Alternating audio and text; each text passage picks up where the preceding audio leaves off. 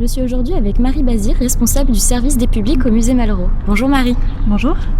Est-ce que vous pouvez me parler un petit peu de l'exposition temporaire qui a lieu en ce moment au musée ?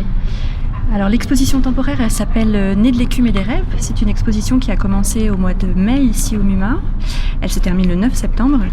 Et c'est une exposition qui propose aux visiteurs comme une plongée dans des mondes sous-marins, mais des mondes sous-marins vus par les artistes. Alors des artistes qui ont vécu au 19e, mais des artistes d'aujourd'hui aussi.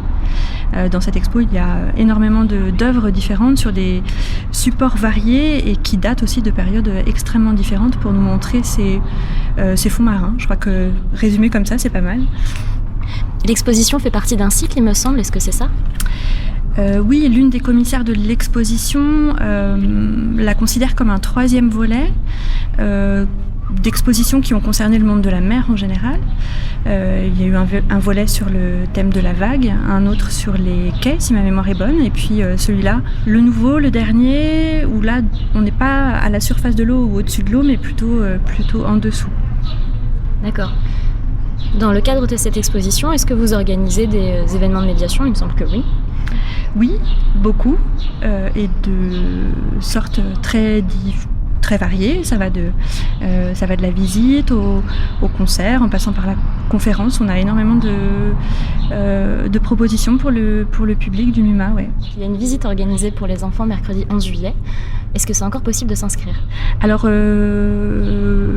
oui, enfin c'est une visite qui n'est pas sur inscription. En fait, les parents peuvent venir déposer leurs enfants au musée pour environ 1h15. C'est dans la limite des places disponibles, mais il n'y a pas d'inscription préalable. La visite s'appelle la visite des petits poulpes. C'est une visite qu'on a imaginée avec les collègues médiatrices au musée, spécialement pour les enfants. C'est quelque chose qu'on ne fait pas forcément sur les autres expositions, mais on trouvait que celle-ci s'y prêtait bien. Les enfants réagissent de manière très vive pendant les visites. Ils sont souvent passionnés par les animaux, par les mondes sous-marins. Et donc voilà, on leur a concocté quelque chose rien que pour eux. Et donc les parents viennent, déposent leur enfant et puis repartent le temps de la visite pour que l'enfant fasse son propre chemin, soit avec Jeanne, soit avec elle, ici au MUMA. La visite dure combien de temps à peu près ? Elle dure à peu près 1h15. En tout cas, c'est le temps qu'on se donne pour la faire. La première sera demain, mercredi 11 juillet. On essaye de ne pas dépasser, parce que sinon, au-delà, c'est trop long. Mais 1h15, c'est bien pour prendre le temps, se poser, discuter avec les enfants, ce qu'on fait pas forcément. Et il fallait bien qu'on ait cette grosse heure devant nous pour faire ça. À partir de quel âge est-ce que les enfants peuvent assister à la visite ? Alors l'idéal, c'est 6-7 ans. Il faut que l'enfant soit à l'aise avec la lecture. C'est le moment en général où il est en capacité aussi de lui-même s'exprimer plutôt bien devant les autres, ce qui facilite aussi les échanges avec la médiatrice et le reste du groupe. Donc oui, à partir de 6-7 ans, c'est bien. Est-ce qu'il y a d'autres événements au mois de juillet qui sont autour de l'exposition ? Alors au mois de juillet et le même jour, à vrai dire, mercredi 11 juillet à 17h, on accueille aussi pour les jeunes publics une lecture musicale. C'est une comédienne, Frédéric Bruyas, qui va lire un texte, un conte portugais qui s'appelle La petite fille de la mer. Elle sera accompagnée d'un violoncelliste et une petite heure va être consacrée à la lecture de ce texte accompagné de musique. C'est un très joli texte qui permet de découvrir les fonds sous-marins d'une manière assez poétique. C'est une histoire d'amour entre deux personnages. L'un vient de la terre, l'autre de la mer, et donc de deux mondes différents qui peuvent a priori pas se rencontrer. Et le conte pose la question de comment on découvre l'autre, comment on découvre un monde qu'on ne connaît pas.